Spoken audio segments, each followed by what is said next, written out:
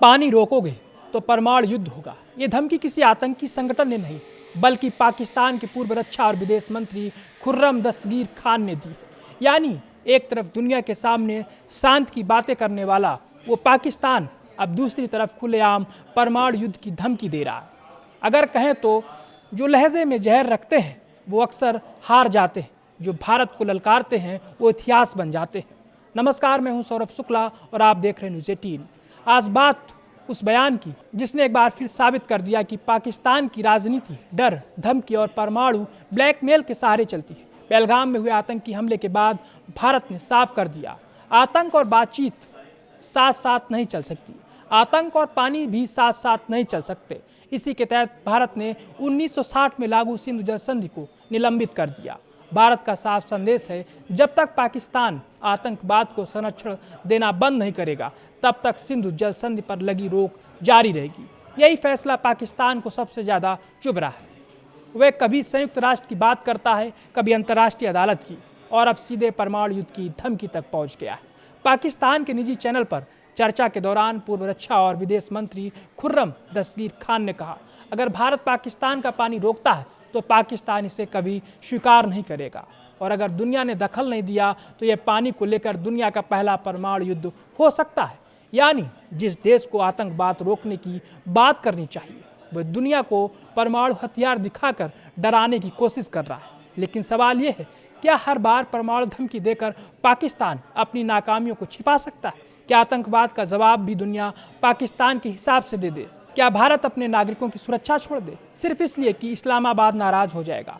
जवाब बिल्कुल साफ है, नहीं।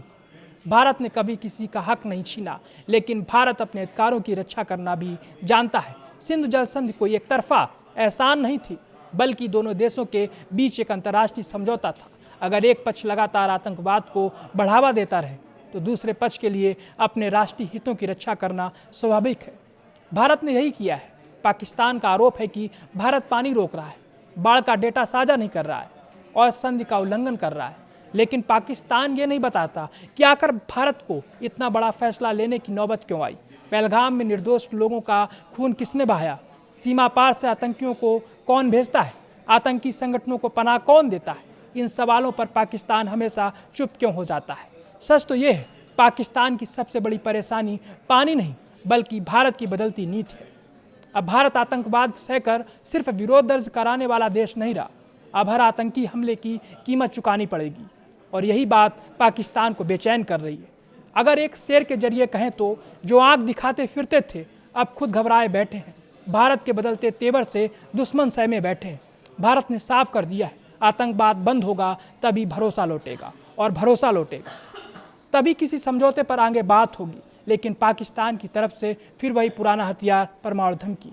याद रखिए, परमाणु हथियार जिम्मेदार देशों की सुरक्षा के लिए होते हैं, राजनीतिक बयानबाजी और डर फैलाने के लिए नहीं। आज पाकिस्तान फिर दुनिया को डराने की कोशिश कर रहा है, लेकिन सवाल वही है, जो देश अपने यहाँ पल रहे आतंकवाद पर नियंत्रण नहीं कर रहा, क्या उसकी परमाणु धमकियों को दुनिया गंभीरता से लेगी या फिर इसे उनकी हताशा और बौखलाहट के रूप में देखेगी?